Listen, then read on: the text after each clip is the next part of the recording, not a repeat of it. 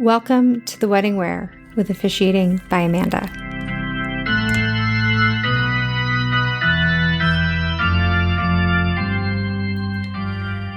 The wedding where they said it wasn't a wedding.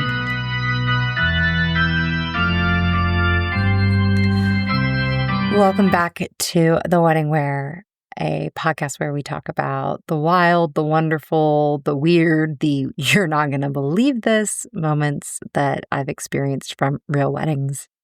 I'm your host, Amanda. I'm a wedding officiant, storyteller, and after almost 250 weddings, I've seen almost everything you can imagine at a ceremony. Knock on wood, because I'm sure that now I've written it into being, something totally unique is going to come up. But there's just a few ones that I would have never thought that they were happening. They just seemed so surreal. And I get some of them, the logic, the method behind the madness. But yeah, and this is one of them. Today's episode is the wedding where they said it wasn't a wedding. And before you kind of cozy up and go, oh, this is going to be about surprise weddings or surprise elopements where the guests aren't in the know that they're at a wedding, so therefore the couple said, you're not coming to a wedding. That's a whole different episode that we'll get into because, yeah, totally different realm. This episode is about a couple who wanted a wedding. All the guests knew that they were invited to a wedding, which is what makes it very different from a surprise wedding. And I knew it was going to be a wedding. Obviously, I'm a wedding officiant. But they told their other vendors that it wasn't a wedding. Spoiler alert, it did not go as they intended it to. A few years back, a couple reached out to me with a really wonderful love story of how they met and fell in love, and they were each other's biggest supports in the dark moments. And now they're engaged. They're ready to take the next step. They had a date. They had a venue. They needed an officiant. And everything seemed really straightforward. I even knew the venue that they chose, which is really, really nice. It's really a beautiful space. It has like a kitchen so they can do in-house catering. It has a few get ready spaces. It has a ballroom. And it has a little side chapel area. And I think also an outside area for outdoor weddings, though I haven't done one outdoors there yet. But it's not only a wedding venue. It lends itself to baby showers and bridal showers and birthday parties, memorial luncheons, class reunions, and yes, weddings. So they have packages of all different shapes, sizes, and kinds. It's good to keep that in mind. When I met with the couple, they gave me all of the normal information, but they were very particular over and over again about letting me know, well, it's a small wedding. It's not a super formal wedding. It's how much would you charge for 20 guests? Or what if we don't do vows? And I kind of had to let them know that I don't charge by people. It's actually a typical question I get. I charge on content, length of ceremony, any inclusions or need things. So you need your 3 legal lines, you need your license. That can get done in a minute and a half. You want to go up to 5 minutes or 10 minutes. They did want some really strong pieces about their lives together, and they wanted some strong religious aspects. So they were up to 15 minutes. And I'm like, okay, that's kind of what you're getting. It doesn't matter if I'm speaking to 100 people or 12 people. In fact, sometimes it's harder to speak to 12 people. Same energy, same prep. And they're like, oh, makes total sense. They booked. Everything was normal. No issues. They weren't going to do a rehearsal. They didn't have anyone as a day of coordinator, which is something I definitely recommend for couples trying to pull together weddings. Just someone to help you bring out all the pieces in those last 2 weeks and then carry it through to execution so that no one has to carry more than they think they should as a vendor. But anywho, no instructions or introductions to the other vendors, but that's typical as well. I don't normally know unless I've been to a venue before or a couple discloses who their DJ is or asks me for recommendations and says, oh yeah, we booked with them. I don't know what we're going with. So I walk in every time, just like I do, ready to meet my fellow vendor friends and get everything rocking and rolling. And I show up ahead of time to do this because I like coming up with the logistics, making sure if they don't have something covered, I can take care of it or vice versa. And every time I'd ask the couple, like, oh, when I get on site, they're like, yep, everything's good. It's just really small, like really easy. Okay. Yeah, there's a reason for that. So I show up to the venue and I'm picturing that it's going to be like it is before, with the day of person from the venue, the wait staff, the maitre d' all running around working to get the catering done, the photographer, maybe a second shooter, maybe a videographer. Again, in my mind, it's a wedding. Nothing. It was quiet. Very quiet, with the exception of hearing the bride in one of the side rooms and the groom in one of the other side rooms. Almost no venue staff. Very little set up in the chapel space for a ceremony, given what you might think it would be. The ballroom isn't prepared. I mean, like the half wall's up. They only had half the ballroom. And when I do find my one friend, a staff member, looks really, really frazzled, I'm like, oh, what's going on? And she goes, are you here for the wedding that's not a wedding? I'm like, yes, I'm the minister for the wedding that's not a wedding. And she goes, that's really fun. I said, this is a lot different. And she explained to me that in booking, the couple had booked for half of the ballroom for what they called a family reunion brunch, and that they booked 30 minutes in the chapel for a, family meeting, hurrah, kind of celebrate, auditorium kind of esque, and then to go into brunch. And that they booked one of the kind of get ready spaces, they said, for everyone to put their quote stuff. Nothing was ever said about this being a wedding to the venue. Nothing. But there you have the bride in a gorgeous dress, hair done, makeup done, attendants, bridesmaids, groomsmen, and they now are in a second get ready room that they hadn't booked, but where else were they going to go? The bride was a little annoyed that the whole entire ballroom wasn't ready for them to use, that the partition wall was still up, and was explained, well, you booked for this many guests and you said it's a reunion brunch. You didn't say anything about dancing. You didn't say anything about needing additional space or more than a food table and a table for, quote, family pictures, which was what they were using for their card table. It was absolutely wild to me. I just stood there and went, oh my. Great, fantastic, cool. Maybe it's only the venue that doesn't know. No.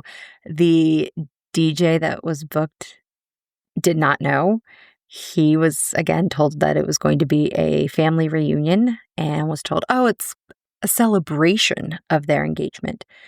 He had some inklings, though, probably about a week before, when he got some of the song requests, and they seemed very wedding-based, like, oh, I'm for the father-daughter dance.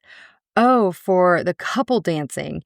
But there were other elements, too, that didn't have him batting an eye, like, oh, we're doing an anniversary dance. Everybody who's married of the family, we want out on the floor. But, yeah, the couple booked these services and said they're not wedding, yet expected wedding level service. And that's where this really kind of digs in at me. Is I know that the wedding industry is a lot of money, but there's additional considerations that go in when you book somebody for a wedding. There's additional risk. There's additional accommodations that need to be made. There's more stress to kind of plan for. If you just said, oh, it's a family reunion, oh, cool. Maybe grandma's a little stressed out. Maybe, the aunt that's planning is a little engrossed. but it's not the same as could be expected with a wedding. And the bride, like, that's the other part that really, really gets me, is that they work to try to beat the system, ball on a budget and say, oh, it's not a wedding, it's a this. Where if they had honestly just spoken with each vendor and said, hey, we want it simple. We want still some beautiful aspects to it, but realistically, we don't want the full kit and caboodle, or we do not have the budget to pay for the full kit and caboodle, even though we want it. What could this look like? They were already getting married on a Sunday mid-morning because of the price difference.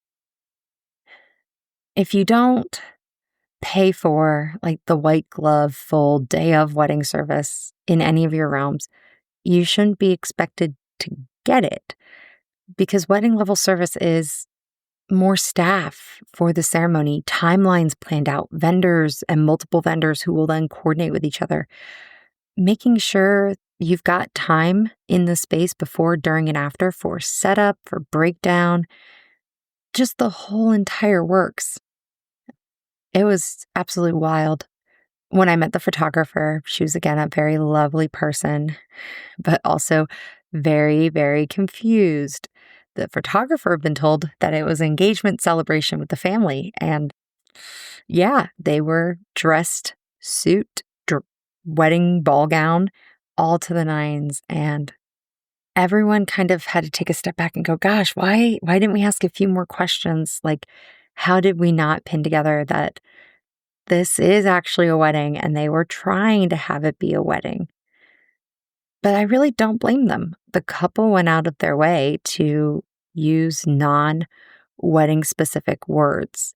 And given that it was a Sunday mid-morning in April, no one's really thinking that this is that.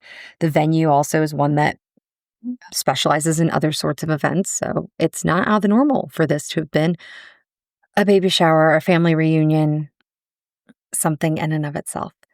So after getting everything on site and realizing I'm the only one who really knows what's going on here, fully filled in that this is a wedding, I have to be ready to go and step into the Minister Plus realm, because the venue doesn't have enough staff for them to be kicking everybody out the door. Nobody has told the DJ that there'd even need to be ceremony music, so we've got to come up with a different plan. And we just had to smile and adapt and pretend like this wasn't one of the most chaotic situations we'd been in. The couple was happy. They were in love. That is really, really great.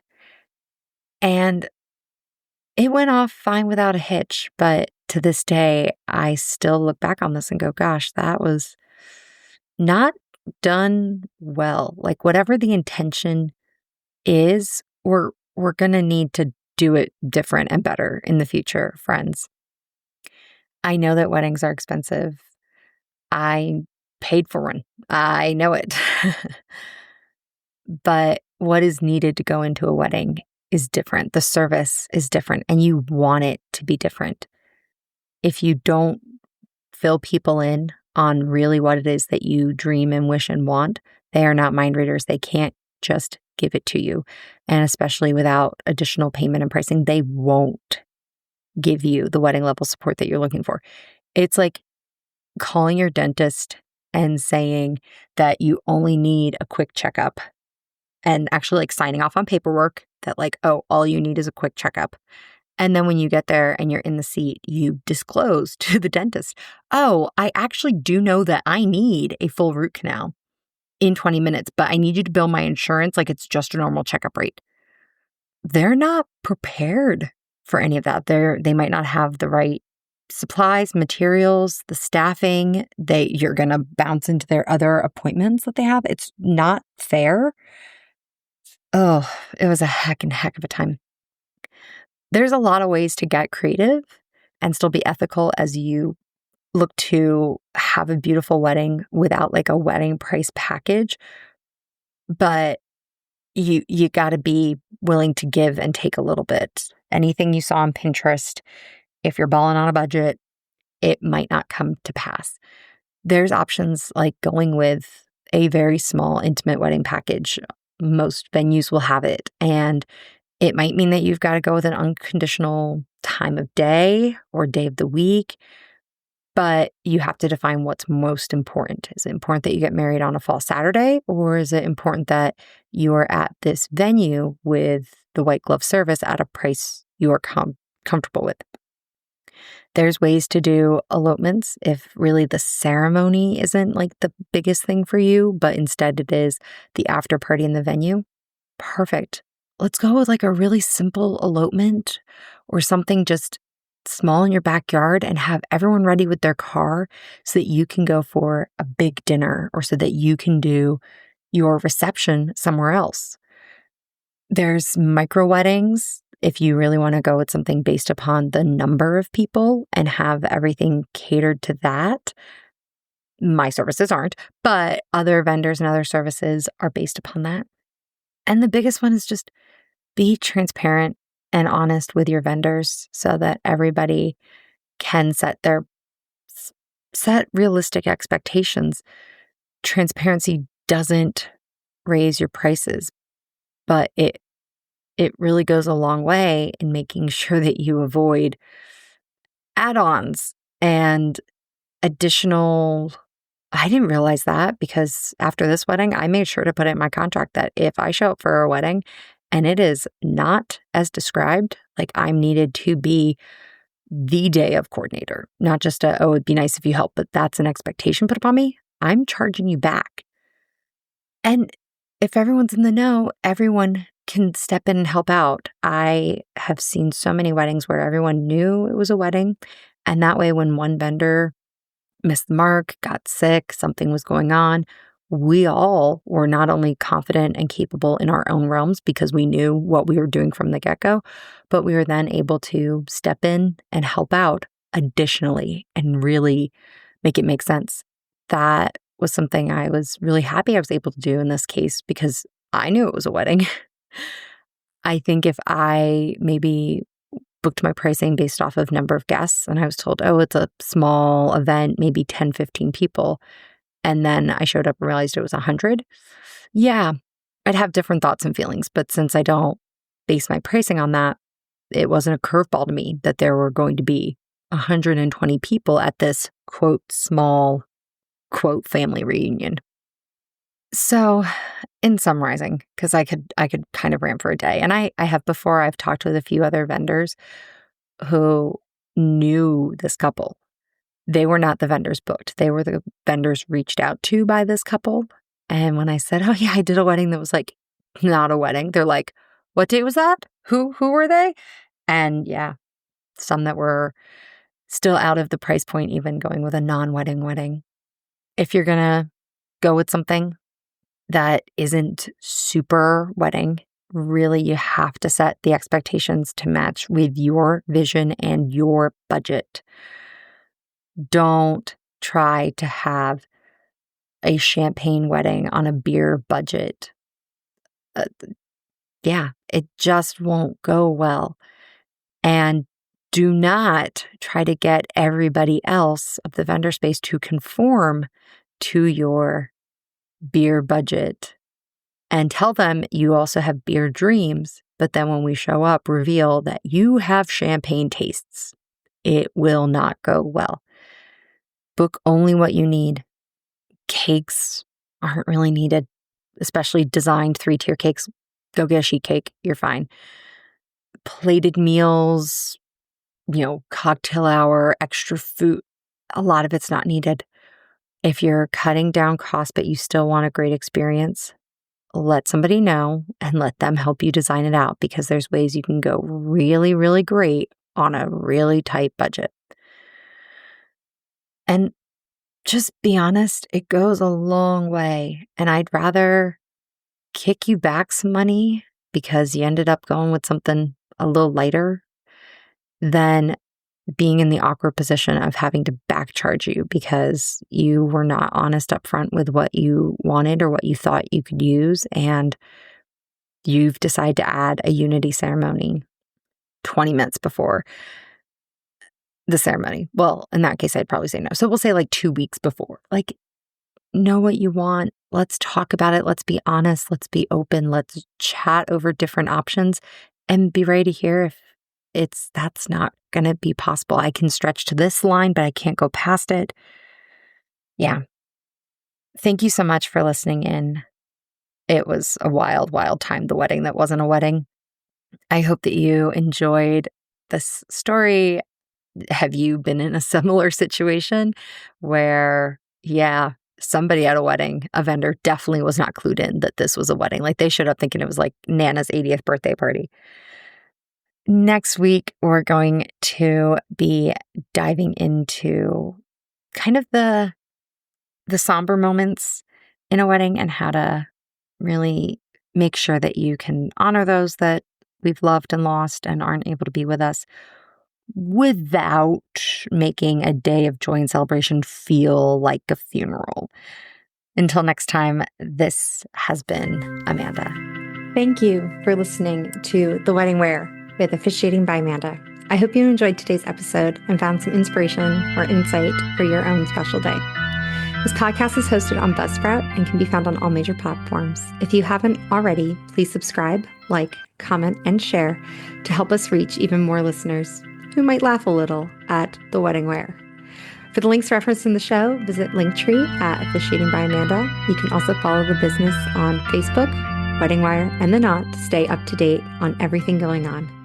If you have a question you'd like me to answer on the podcast, just send an email to theweddingwearpodcast@gmail.com. And if you're ready to inquire about officiating services for your own big day, you can reach me at officiatingbyamanda@gmail.com. Thank you so much for tuning in, and until next time, this has been Amanda.